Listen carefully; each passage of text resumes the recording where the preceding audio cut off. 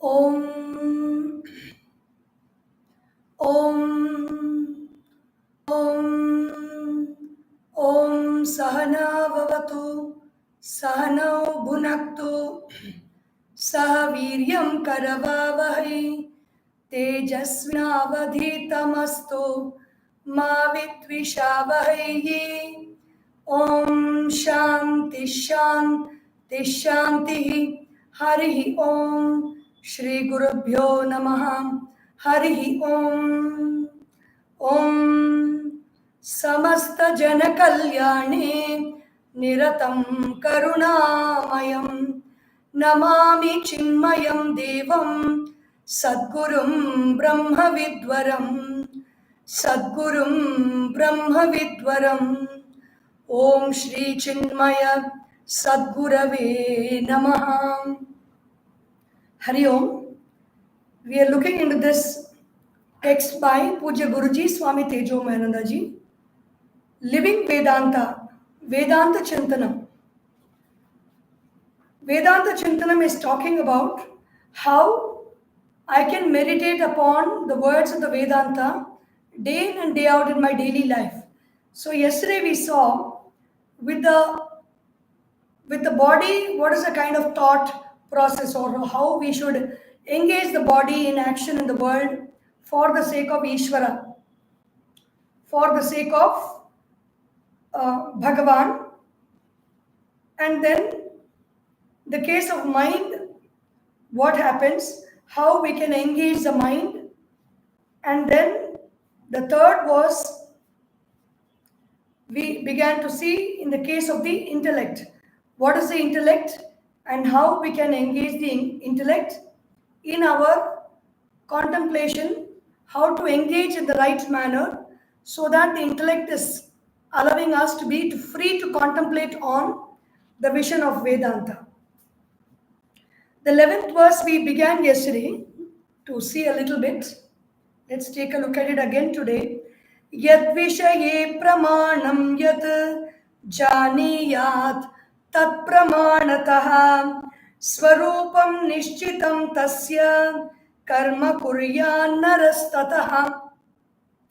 With the intellect, we have to know every object that we see or hear, taste, smell, touch, according to that respective pramana, the means of knowledge. Pramana is prakarshena mana. Prakarsha means very well, mana is to measure. Very well, something is measured by the means of knowledge. The way by which I can see this tumbler of water is by means of my eyes first. That's a pramana. The eyes of the pramana are for the object of vision. The ears are the means for the object of sound. With my eyes, I cannot know sound. With my ear, I cannot hear forms. So we should have the right means of knowledge to have the right kind of knowledge. Tat pramanataha. Swarupam nishchitam tasya. With the right means of knowledge, establish the real nature of an object that is seen, heard, tasted, smelled, touched, thought about, or felt. Tasya. And then, after establishing the true nature of what we are taking into consideration, then engage in action. Karma kuryat naraha tataha.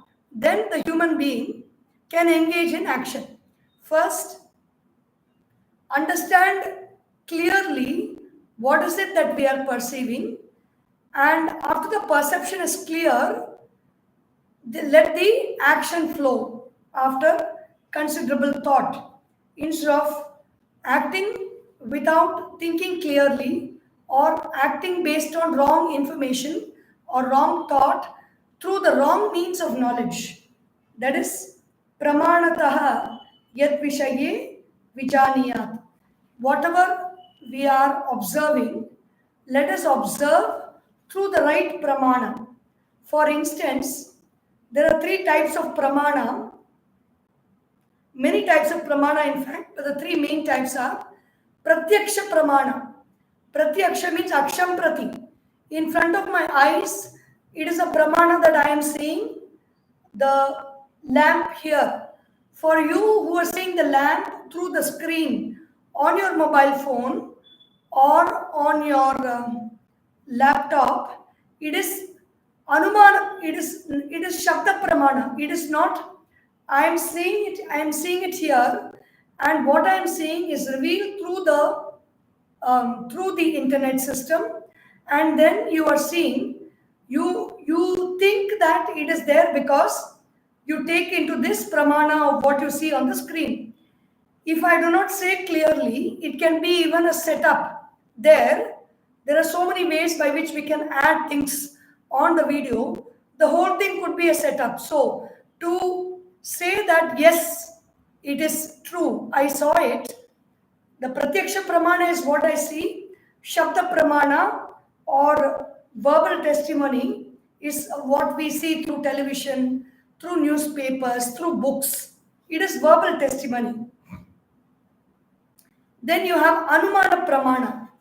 I understand something when I open the door in the morning and I see a layer of water on the floor outside. Then I understand or I infer that it has rained or it has drizzled a little bit. Even though I did not hear the sound, even though I was not aware of it raining, after some time when it has stopped, when I see outside and I see the wet floor, I can guess that it has rained. It's Anumana. Shabda Pramana, Aga Pramana, everything is verbal testimony. How do I know there is heaven? Or how do I know there is hell? Or how do I know there is moksha? I have not experienced moksha. I have not experienced heaven, nor have I experienced hell. But I go through the verbal testimony of great seers who have written about it in books, in our shastras. How do I know the rules of the road when I walk on the road? I don't see the rules written there. Go here, don't cross this line. But I understand those rules because those rules are all there in the CRPC and the IPC. These are all the books that have those rules. And whether I read those rules or not, I have heard other people say that these rules are written, and when we transgress these rules, then I will have to face the penalty. I take in the words of those people on whom I trust and I follow the rules. I don't break the rules because I have taken into consideration Shabda Pramana as my means of knowledge for the existence of the rules. So, in the intellect is about knowing. The intellect also has the capacity to verify something, and the intellect also has the capacity to decide. First, know, then analyze and verify, decide what to do, and then do it. This is a means of translating the thoughts in the intellect to the right action. So, that is through pramana. We know through pramana or the right means of knowledge. The right means of knowledge is very important, especially in Vedanta, because we have so many books in so many libraries. Many people, the books are also available for sale. The books are also being hawked in many places. Shout out to buy books, and everything can be written, and it does not matter how much a book sells, how many people read, how many people have paid for it, how many millions it circulated. It doesn't matter. To know whether the content of the book, especially with pertaining to Vedanta, is true or not, we always go to the Upanishads, which is our Shabda Pramana. If what is spoken in the Upanishads are mentioned in that book also, then it is it is a true means of knowledge. If the book is contradicting what is spoken in the Upanishads, then it is not the right means of knowledge to understand the self. Vyavahare chikitsadi shastrani vividhani syuhu upayogam narastesham yatha kuryat paristitihi. When it comes to our day-to-day life, that is vyavahara, we use the intellect in our day-to-day life. We have many books or shastras which are basically books of knowledge. Chikitsadi shastrani vividhani syuhu. There are many different types of books of knowledge on matter of medicine, treatment, diagnosis, like Materia Medica. Then you have Ashtanga Hridaya in Ayurveda. So many books are there. In the same way, in yoga, we have Hatha Yoga Pradipika, Patanjali Yoga Sutra. In Vyavahara, in our day-to-day existence, the different types of knowledge we have so many shastras. Upayogam naraha tesham. So make use of them. Yatha kuryat paristitihi. Depending on what we need to do. Suppose there is some difficulty in diagnosis for the doctor, he can make use of the relevant books to refer to clear his doubts. Paristitihi. According to the circumstances, we may use our intellect in uniting it with the right kind of shastras for those particular books, and we may make use of that knowledge in applying it in our day-to-day life. In this same train of thought, Shruti Smritischa Dharmado Vedanto Brahmadarshane Pramanam Vidyate Sakshat Kimanyena Prayojanam. Shrutihi Smritischa Dharma Adau Vedantaha Brahmadarshane. Then you have the Shrutis, you have the Vedas, you have the Smritis. For the Dharma Shastras, you have the Shruti and the Smriti. Shrutis are the books of knowledge called the Vedas, which tell us what to do. What are all the prayers? What are all the yajnas? What are all the rituals? What if we do? What result we will get in this world? All these are spoken by the Shrutis about what we should do. Smritis is about what we should do also, but basically what we should not do also is mentioned in the Smritis, or the books of knowledge about the rituals that we need to perform, and even the Puranas are also coming under Smriti.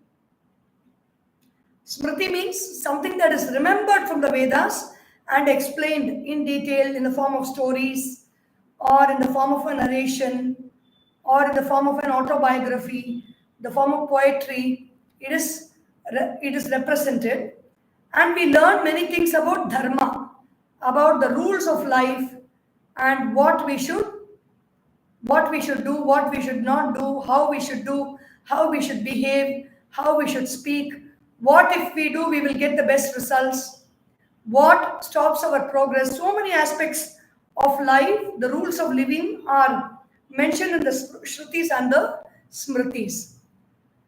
Then you have Vedantaha. The books of the Upanishad talks about Brahma Darshana. Brahma Darshana means giving us the knowledge of Brahman. Pramanam Vidyate Sakshat. Pramanam, they are all the means of knowledge. Sakshat, direct. If I want to know what is Dharma, let me go to the Shrutis and the Smritis. If I want to know what is Brahma, let me go to Vedanta. They are Sakshat Pramanam, the direct means of knowledge. If I want to know whether this is a tumbler or not, if I close my eyes, I am not going to know. If I open my eyes and see the tumbler, it is Sakshat Pramana to know that, yes, this is a tumbler. In the same way, if I want to know the self, if I want to know who I am, the Upanishads is Sakshat Pramana, direct means of knowledge. Sakshat Ikshate iti Sakshi. Pramanam Vidyate Sakshat Kimanyena Prayojanam. So, why do we need other means of knowing when we have a direct means of knowledge? when the direct means of knowledge to know this tumbler is eyes, if I try to close my eyes and I try to hear the tumbler, I can never hear it because it is not the ears, is not the direct means of knowledge to know the tumbler. Kim anyena prayojanam.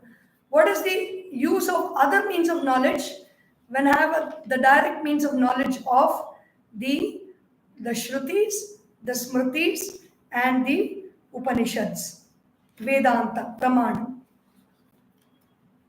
The next verse, every verse gives us the direction.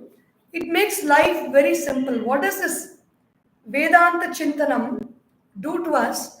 We have been told in the Upanishads, we have been told in many Prakarana Granthas that we should avoid the body. I am not the body, I am not the mind, I am not the intellect, I am not the chitta, I am not the ego. We've been told with all this, you will never find the truth. But we have all this and we function with all this. So, what is the way to keep them aside? Meaning, engage them in the right, engage all this, the body, the mind, the intellect, and the ego, engage it for the particular work that it can do, and don't use it for other things that it cannot do. So, this is the beauty of this Vedanta Chintana. अहंकारस्य विज्ञेयः तादात्म्येन हि जायते देहादिभिर्गुणैः साकं यो विभाति तथा तथा. So, Pujya Guruji in this Vedanta Chintanam has explained about how we can put the body to use in our understanding of the self. The body is there, in what way it can be used. The mind is there with its likes and dislikes, how the mind can be used in Vyavahara, in our day-to-day life, how the intellect can be used. And now there is also the Ahankara or the I thought, the thought that gives us the sense of identity, the thought that makes us take up responsibilities in life is this I thought. Without the sense of I, we will never take up anything. We will never feel responsible to do any work. Ahankaraha savigneyaha tadatmena hi jayate. How does this ahamkara happen? Normally, we don't feel it. But there is some time when we get angry, or when we feel very happy, or when we feel very excited, we can experience some feeling inside us. Especially with anger, we can experience it so easily if we learn to see that anger, if we learn to see the experience that we have inside when anger happens. Because anger is a very tough emotion, and it is very easy to experience our ahankara. In fact, in many places, especially in Tamil, this word ahankara itself means anger. Angaram, they say. Angara refers to anger also. Ahankaraha savigneyaha. How does this ahamkara? Ahamkara means kumbham karoti iti kumbhakaraha. The one who makes a pot is called a potter. The one who makes a pot. The one who makes the boat is called a naukakaraha. The one who makes a statue is called Shilpakaraha. The one who makes the I is called Ahankara. Simple as that. Ahankara is the thought which gives us the notion of I. And how does it manifest? It manifests with tadatmyam. The body is existing all the times, but during daytime, we are identifying with the body. And when somebody asks us, is that you? Then we say, yes, this is I. So this body is the identification of the I thought with the body becomes ahamkara, jayate, identification. Ahamkara manifests with identification. You say, I feel very bored. The thought is coming because the I thought is identifying itself with the bored feeling. And so we say, I feel bored or I am bored. When we love something, we say, I love this. Why? Because the I thought identifies with the feeling of love for a particular object, and we say, I love this. So ahamkara is not felt all the time, but when that identification happens with a particular feeling, particular emotion, or a particular thought, or a particular object, then ahankara becomes manifest. You can see it in children sometimes. The child is playing with a teddy bear, and even if you gently pull the teddy bear away from the child, even if you playfully pull, the child with so much of power pulls a teddy bear. The child does not have so much power normally. But because that identification with that sense of mine is there so strong, the ahankara becomes so strong, and the body gets that power to yank the teddy bear out of your hand. So that is when you know, wow, this child is displaying that sense of ahankara. We don't usually talk about it because the more we talk, the more we focus on it, the more power it gets. That is what is signified by the Vali present in front of Sri Rama. You can never kill Vali directly, because when a person looks at Vali directly, the energy of that person, half the energy of person will go away to Vali. So he can be killed only from behind. So that is the nature of ahamkara. When the ahamkara is manifest in front of us, it draws our power away towards itself. Where is this ahankara seen? Dehadibihi gunaihi sakam yo vibhati yatha tatha. This ahankara is manifest with the deha. Deha means the body. It can be manifest, adi means etc. Deha is the body, the mind, the intellect, the chitta or our memories. We get lost in our thought. We think of 1960, 1970. This happened in my life, and the ego identifies with the thought, and it has the capacity to take our mind to 1970 itself. Ahankara, it can recreate those images, it can bring those feelings, everything can happen with the power of ahankara. Dehadibihi gunaihi, the qualities of the body, the mind and the intellect, sakam, together with yo vibhati, that which manifests or that which shines with the body, with the mind, with the intellect.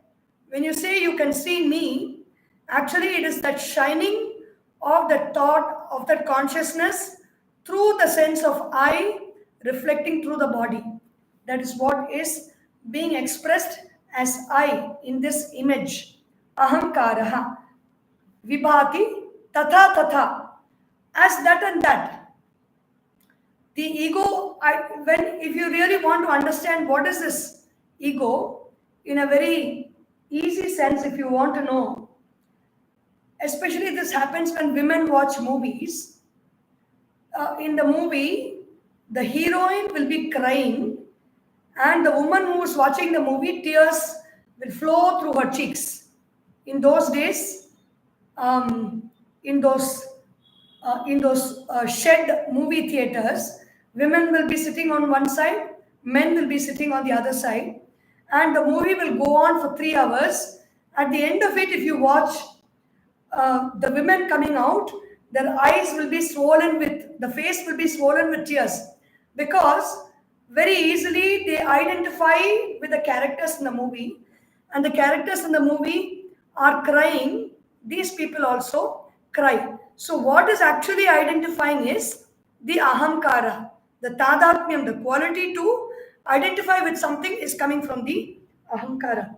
But in this case, it is a soft ahankara, which has, why women cry? Because the ahankara is not so much, it cannot be controlled by them. They're very easily, they very easily fall for something that is shown before them, and that is the reason why women cry. Even I cry, even after all these thoughts. When I'm seeing a movie where there is a lot of crying happening for some reason and it is for a good cause, then tears automatically come, because that is the nature of the ahamkara. We can't help it. Dehadibihi gunaihi sakam yo vibhati tatha tatha. In that manner, everything, for example, here Puja Guruji gives an example. A typical application form or biodata enlists what the ego identifies with. When we know this, we know what all we identify very easily. Name, I am Ramesh Patel. Age, 30 years. Gender, male. Nationality, Indian. Academic qualification, MBBS or MBA.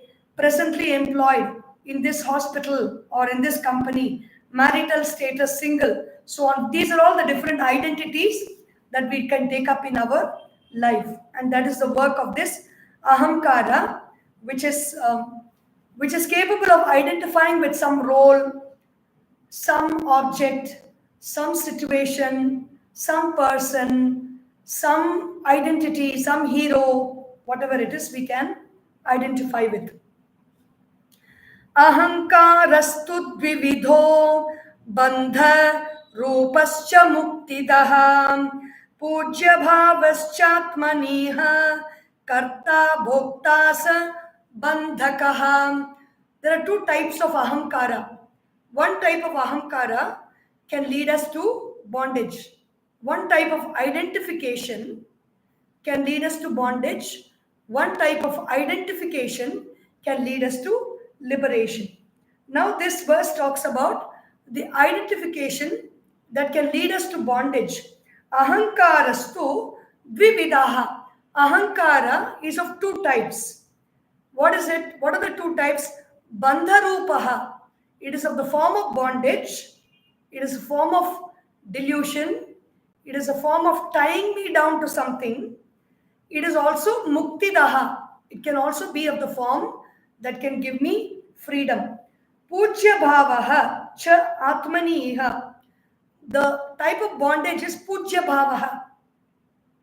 I have a very high opinion about myself. I think I'm a very great person. I think I'm a very learned person. I think I'm a very powerful person. And somebody will come and puncture my thought with their showing it to the world that I am not all that I think. Pujya bhava hacha atmani iha. Then with that pujya bhava means with that attitude of veneration towards my own self, when I have, it manifests as I am the karta, I am the doer. This I here refers to the body. The body is a very inert, it is a very soft. Left to itself, it will only be in the lying down position.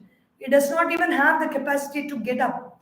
But where does that body get this thought? I am the doer. And when the thought comes, I am only doing this. You see those people walking about, the earth will be reverberating with their movement, with so much of power they'll put in, so much of power in their voice, and so much of talking about so much of command, giving command here and there. It's the expression of ahankara through the body. Actually, we don't understand. It is a sign of weakness to work to make the body reverberate with our presence and show our presence with a heavy body, because it is a sign of fear and it is a sign of insecurity that the ahankara or the sense of ego manifesting through the body. And then what does it do manifesting through the body? It says, I am the karta, I am the doer, and then I am the bhokta, I am the enjoyer, or I am the sufferer. It can be a strong ahankara or it can be a weak ahankara. A strong ahankara will say, I am the doer of this great action and I am the enjoyer of the wonderful results that I have got.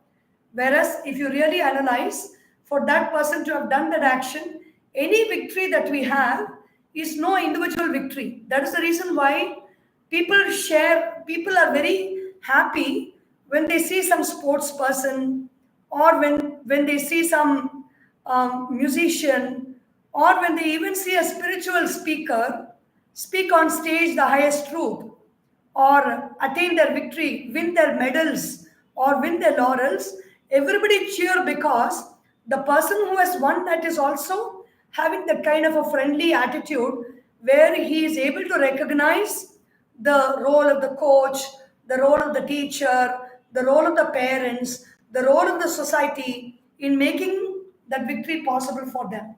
So then, in those cases, they are able to enjoy it because they share their victory with everybody. But the person with a very strong ahamkara says, I am the karta, I am the doer, and so I only have to enjoy the results. It is by my own effort that I have won, and so this medal belongs to me alone. Bhokta. If suppose it's a weak ahamkara, I have only done this mistake, and so I only have to go through suffering. They don't really analyze and realize that for every mistake that happens, it is not that one individual, but it is a whole society that participates in any mistake that happens. So, bhoktacha sadakaha, bandakaha. The person becomes bound by that. Whether they are enjoying or they are suffering, they are bound to that enjoyment. Sukha sangena badhnati, jnana sangena chanagha. Everything leads to some kind of bondage, and everything that we identify with will push us into bondage or suffering. Bondage and suffering are same. When I'm bound, I suffer it.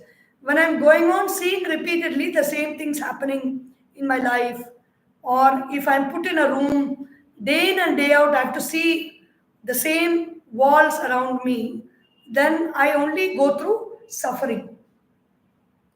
So, how to come out of this? How to enjoy the ahankara that can cause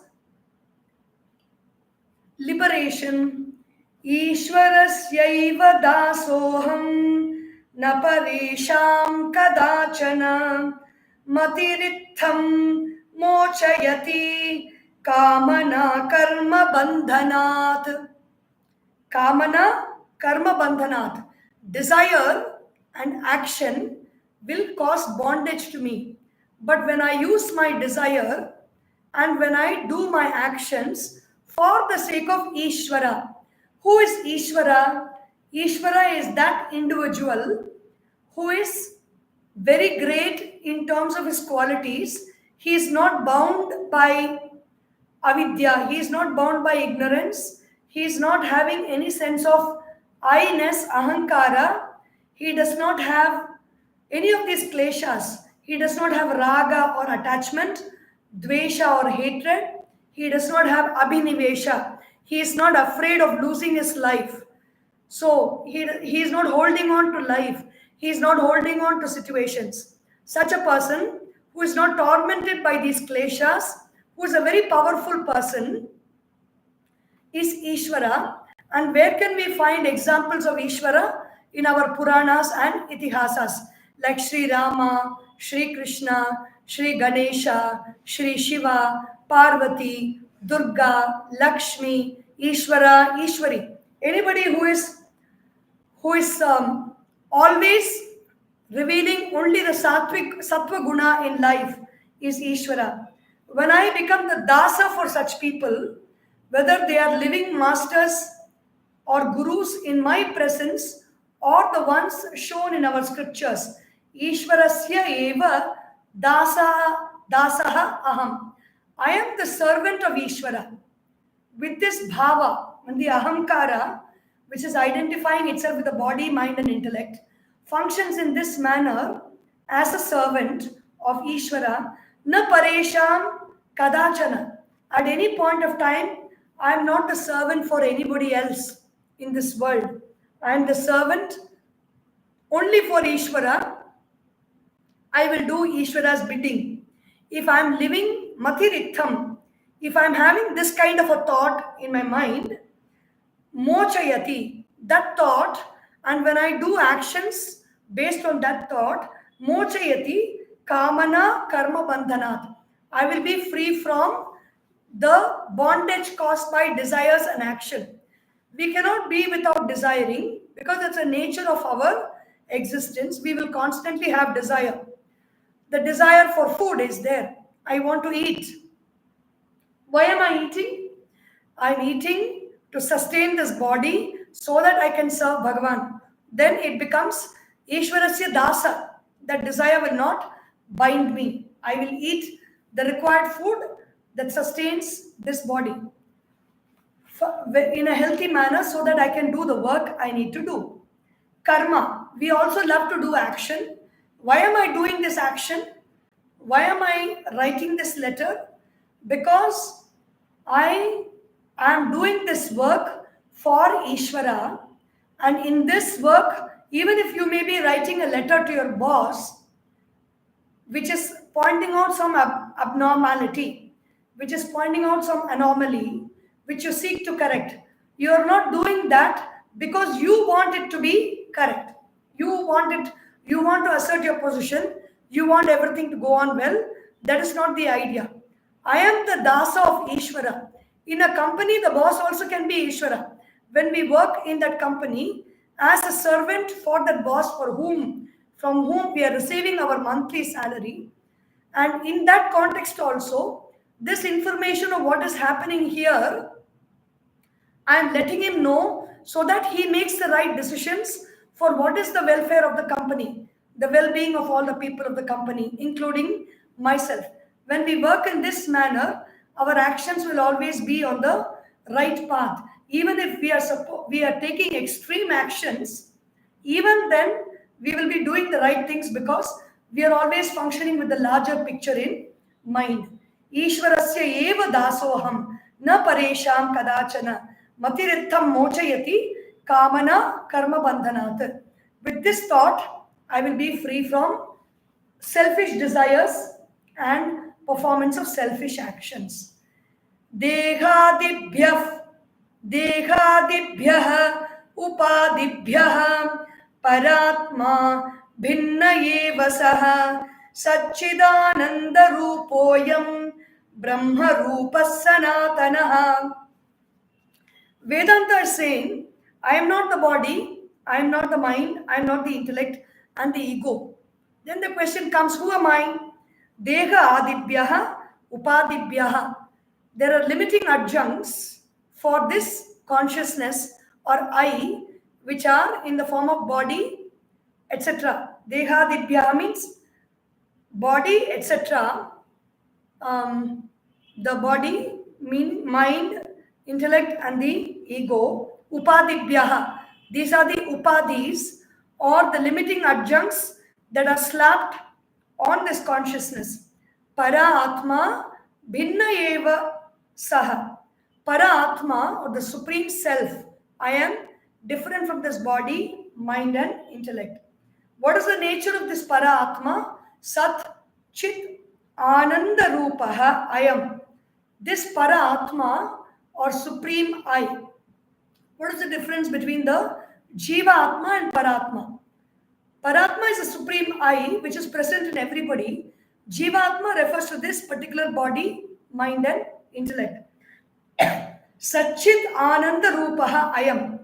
The nature of this Paramatma is Sat. Sat means existence. It is. The ocean is Sat. The wave is the Jiva. It's a comparative example. The ocean is supreme existence and the wave is gaining its power and its status from the ocean. Sat. Chit. The ocean is complete knowledge. Ocean, water, you say. The wave is nothing but water from the ocean. In the same way, I know. We say the knowledge is coming from that self. Paratma, Sat, Chit is a wave of knowing from that ocean of knowledge. Rupaha I am. This self is a form of Sat and Chit. Brahma Rupaha. It is called Brahman. Brahma means it is expansive. It is everywhere and in everything. When did this Brahman begin? Sanatanaha. It has always been existing at all periods of time. ज्ञानेनैतेन शास्त्रस्य जगत्यस्मिंश्च सर्वदा आनन्दस्वामिनः सन्तु लोका नानन्ददायकः नानन्दयाचकाः ज्ञानेन एतेन ज्ञानेन शास्त्रस्य जगति अस्मिंश्च सर्वदा आनन्दस्वामिनः सन्तु. Be a Swami, be a master of Ananda, have Ananda, have bliss at your command. Don't be an Ananda Yachaka. Don't be a beggar of bliss. Don't think that bliss is available outside and I need to ask for it and get it. Don't be a beggar of bliss. Be an Ananda Swami. Be a master of Ananda. How to be a master of Ananda? Jnanena etena shastrasya. By this knowledge, the previous knowledge about who am I am that Satchit Ananda Swarupa. Shastrasya. Who has told this? What is the pramana? The Upanishads have told this. The Shastras have told this, that who am I? I am not talking, I am not saying that I am everything. That becomes arrogance. Just an individual identity saying that I am the master of this whole universe. No. The Upanishads are saying it. I am studying that and I realize that, and so I am saying I am that self. Then it becomes Shastra Jnana. Jagati Asmin Sarvada. Live in this world with that knowledge. Ananda Swaminaha Santu Loka Na Ananda Yachakaha.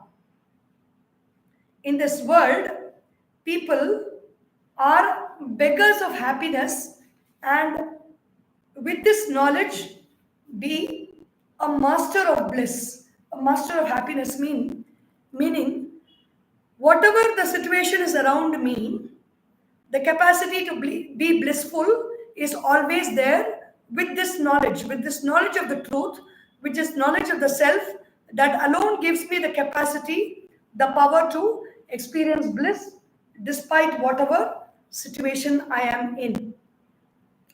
Ishvara sarva bhutanam sarvada hridi vartate tadantar yami rupena sarva bhuta suhrittaya. Ishvaraha sarva bhutanam sarvada hridi vartate. In the Bhagavad Gita, Ishvara sarva bhutanam hriddeshe arjuna tishtati. Hriddeshe Arjuna Ishvaraha sarva bhutanam Ishvaraha hriddeshe tishtati.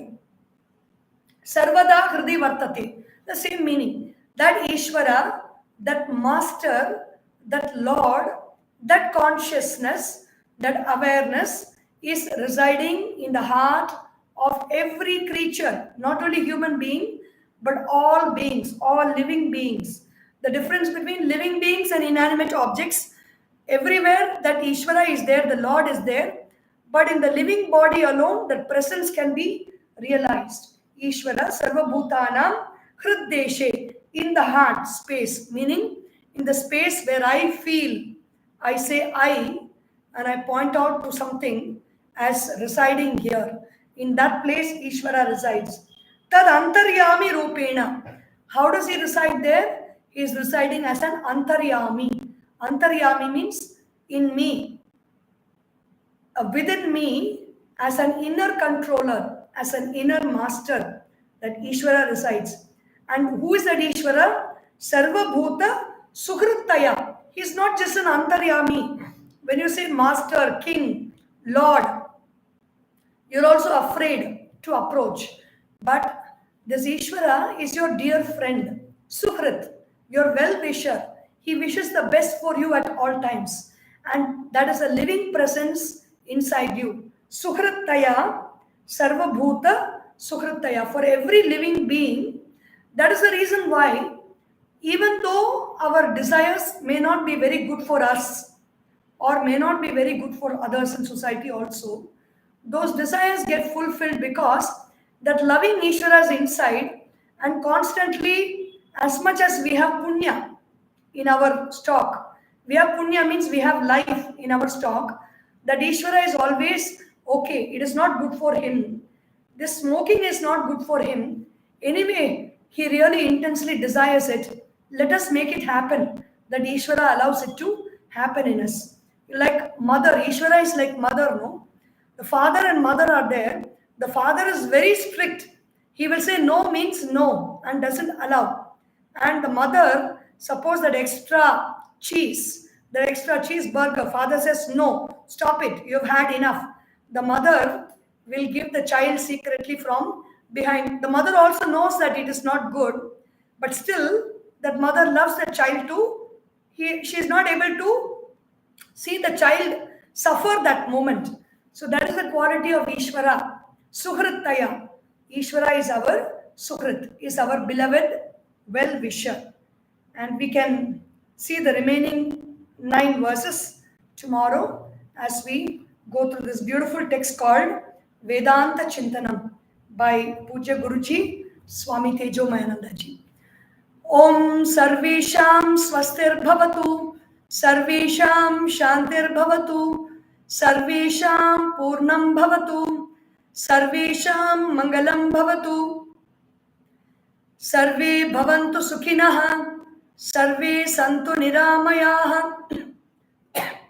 सर्वे भद्राणि पश्यन्तु मा कश्चित् दुःखभाग् भवेत् ओम असतो मा सद्गमय तमसोर्मा ज्योतिर्गमय मृत्योर्मा अमृतं गमय ओम पूर्णमदः पूर्णमिदं पूर्णात् पूर्णमुदच्यते पूर्णस्य पूर्णमादाय पूर्णमेवावशिष्यते ओम शांति शांति शांति हरि ओम श्री गुरुभ्यो नमः हरि ओम बोले श्री सद्गुरुनाथ महाराज की जय हर नमः पार्वती पतये हर हर महादेवा हरि ओम।